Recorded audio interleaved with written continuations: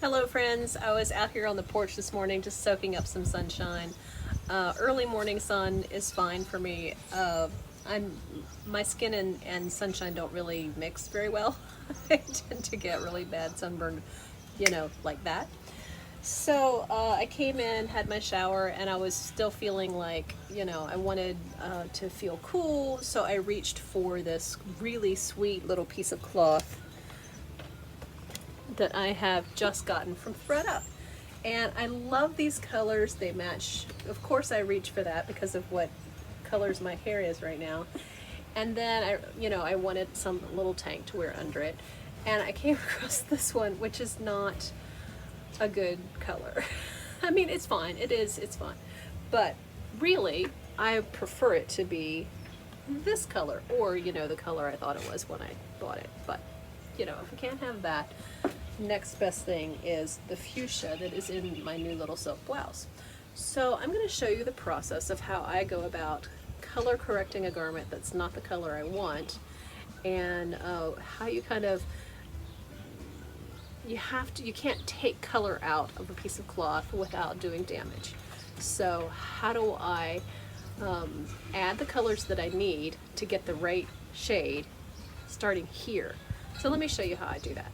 So I have a glass bowl here. First thing I'm going to do is grab my soda ash fixer. I'm going to put, oh, that was dusty. I have a 1/4 cup measure in here. I don't want to touch this stuff, by the way. I'm going to go grab, oh, you know what? I have a gardening glove. No, I don't even want to do that. Just to be on the side of caution, I'm going to use a glove just to hold the edge, and I'm putting about a tablespoon of that in here. Okay, dusty thing. Maybe I'll actually clean the jar while I'm here. Okay, soda ash fixer. I keep this in my kitchen. I keep it with a red lid so that I know this is not something to reach for. It is, by the way, it is by the sugar and the flour and all of that. But that is just because I dye cloth. Now I'm going to put about 1 quart of water in here, and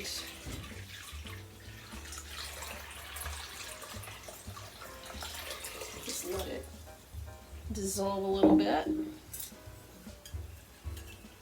I've got a little plastic spoon that I keep just for this sort of project so that I don't use anything from my kitchen in the process of dyeing cloth. Okay, nicely dissolved.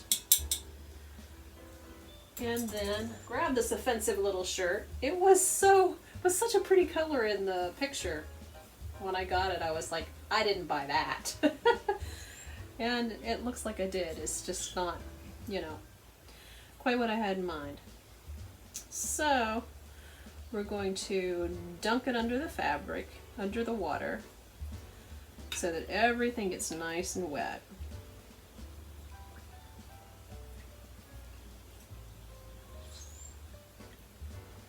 And then I'm going to set that aside with a timer for 15 minutes, and then I will know when it's ready to come back to that. Alright, I have about 3 cups of warm water here, and I'm going to go ahead and put on the gloves.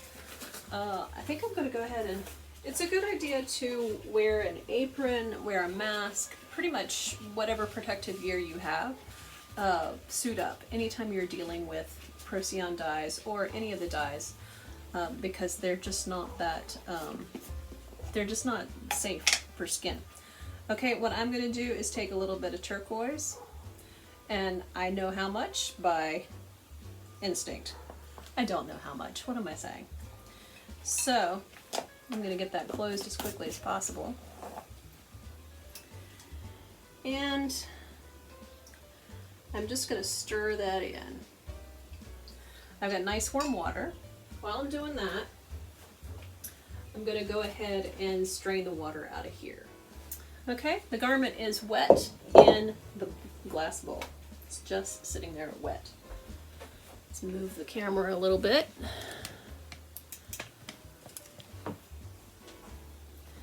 Okay, so here's what I'm going to do. I'm going to do this a very hands-on kind of way. we're just going to add some of the blue and start seeing what happens.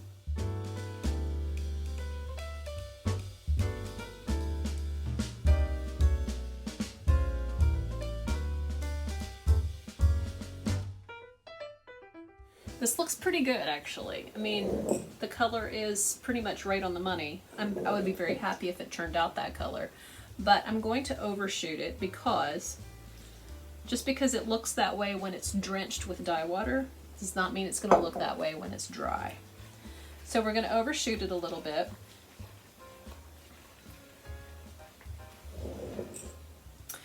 I would still be happy with that color if it turned out that color. So let's add a little bit more. And again, I'm overcorrecting because what will happen is that this cloth, once the dye is all rinsed out, it will come back a few shades, okay? So it's actually a really great color. So I'm gonna go ahead and let it set in the dye for a while. You know, overnight is good. So just gonna leave it over here.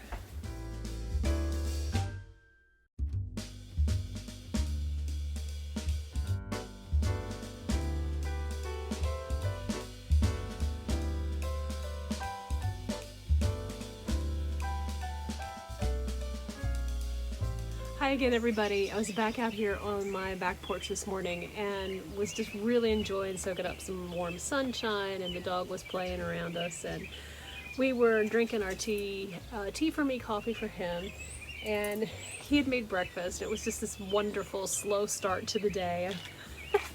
Sometimes I feel really lazy, but those slow mornings when I just don't, you know, no alarm clock or anything like that, I just get up when everybody else is up, I guess. I don't know.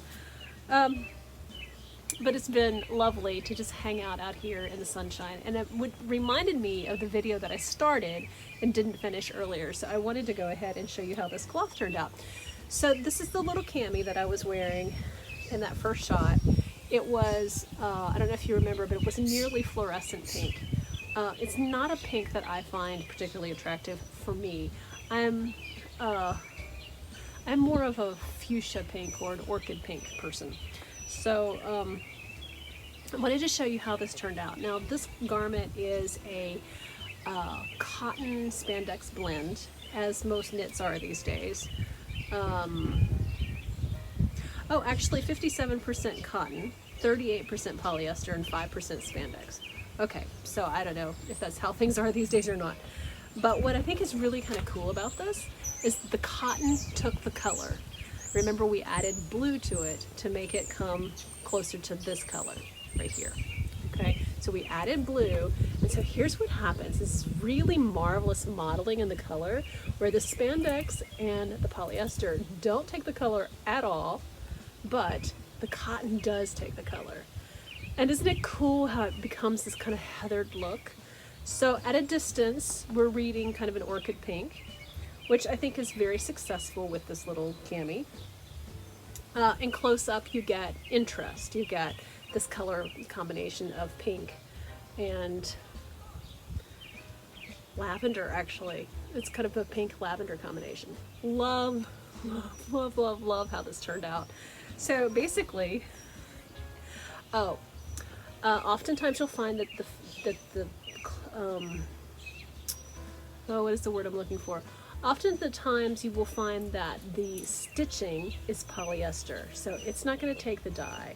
And in this particular case, it looks like the top stitching was cotton, but on the inside it was poly. Okay, interesting. So like an overlocked seam. Let me get this out where I can show you. An overlocked seam is going to show. I mean, Xavier and I will wear these on the outside. Sometimes we follow a brand, what is it called? Reuse. I think it's Reuse clothing. And what he does is he takes t-shirts, turns them wrong side out, and puts a new message on the front, puts a new design on the front, or may leave them right side out, so to speak, and have a design on the front and then overlap another. It's a way of reusing, because there's so many t-shirts out there already that exist. And so he's taking existing t-shirts and making new designs with them. So you'll see us wear t-shirts that look like they're wrong side out, but it's just a way of giving a whole second life to a garment, especially if we, like I have a t-shirt from a brand, which is our cell phone company, but I think it is kind of awful. I haven't been completely impressed with the brand of what the service has that they've offered, so I don't wear it brand side out. I turn it wrong side out, and I've painted it and done some fun things with it. So anyway, all of that to say, sometimes a overlock seam would be on the outside for stuff that Xavier and I wear. In this case, not so much, but it's just something to think about when you are planning on color correcting something, that sometimes the thread is going to show, and that may matter to you and it may not. If this really matters to you, it's simple enough to take fabric paint to it and just and cover it up, okay? So fabric paint, Procyon dyes like I used for this, all of those goodies are available at Dharma Trading Company. So look online for that company. They've got amazing tutorials, helpful guides, all of that. So if you ever want to know anything about dyeing cloth, that is definitely a fantastic resource. So I've been doing this for quite some time. You know, sometimes it's color correcting something. Sometimes I give a whole second life to things by, like for example, handkerchiefs, underwear, things that, t-shirts that are no longer very white, anything that's kind of starting to look a little grungy, I will give it a new color, and then it gets this whole other life. It no longer looks grungy anymore. And so I really love dyeing cloth for that reason. And Xavier and I have a rainwater catchment system on the workshop. So actually on the house too, the rainwater that comes off the house roof goes into the front raised bed, and rainwater on the woodshed over here goes into the raised bed gardens along the side of the house, and then you didn't come for this, I know, and then all of the rainwater from the workshop roof goes into tanks. And so literally I can do the whole dyeing process with rainwater, and I think that's cool, free resource, and you know, a lot better for the earth, I guess, than just using a resource that is in limited supply. So that's kind of fun too. So one of the things about thrifted clothing is that it saves so much water, it saves so much CO2, it saves so much energy moving things around in trucks. You know, it saves a lot of that, all of the other things that we don't really think about when it comes to cloth. So I love anything that can give, like this cami in the color that it was, it's not something I would have worn. I would have donated again. But changing the color of it a little bit gave it a whole new life to me. And that's something that we do kind of a lot around here is, you know, if it's not working in the color it is, well, it's just really not that hard to change it. And the process is fun, like the mad chemist, you know, the process is definitely fun. So I hope some of those details and some of that process was helpful for you to think about in terms of taking a garment that's in your closet that you're not crazy about the color. I mean, I am so color sensitive that if it's the color that I don't like, I won't wear it. I have this killer dress in my closet upstairs that fits me like you would not believe. It's just a beautiful thing. It's red. I've worn it once. And I don't know why I still keep it, because I'm not going to wear it again. I have fuchsia things to wear. I have all kinds of lovely things, so I don't need a red dress. But you know what? We're just going to put that in the next thread up bag. See, for me, sometimes it's just something as simple as the color that will make it so that I just don't wear it. Because I don't wear, red is not, red and me, it feels like a harsh color on me, so I just not my thing. So that's fine. We're all, you know, what color appeals to you is fine. That's the whole idea. If it doesn't work for you, change the color. It can be done. Even these days on polyester, nylon, and synthetics. So keep that in mind. You can change the color if you want to bad enough, if you have the right chemicals. Okay, so I hope this has been helpful. it's definitely a doable project, okay? So thanks for watching, I really appreciate it.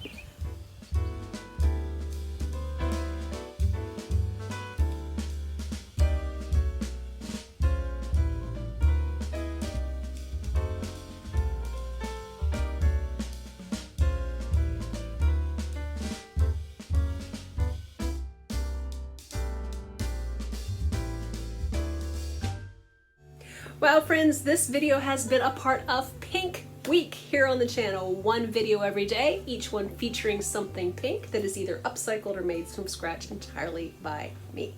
So there are hats, shoes, a blazer that I upcycled, a skirt that I upcycled with some cloth that I wove, and a handbag and even some earrings. So check out the pink playlist so that you don't miss a single thing. It's amazing how with just a few simple tools and a few little things here and there that you can really make a big difference in how something looks and make it an expression of who you are in the world. And I think that's really cool. I have had enough of conformity and I am ready to let my individuality shine. I was made in the image of God. There's something about God and something divine that's a part of me, and I want to celebrate that rather than hide it. And so I am working on it. I am growing. I am learning to be comfortable in my skin, and I am not above dressing up to go to the grocery store wearing things that I've thrifted and upcycled and created from scratch and all of that. I am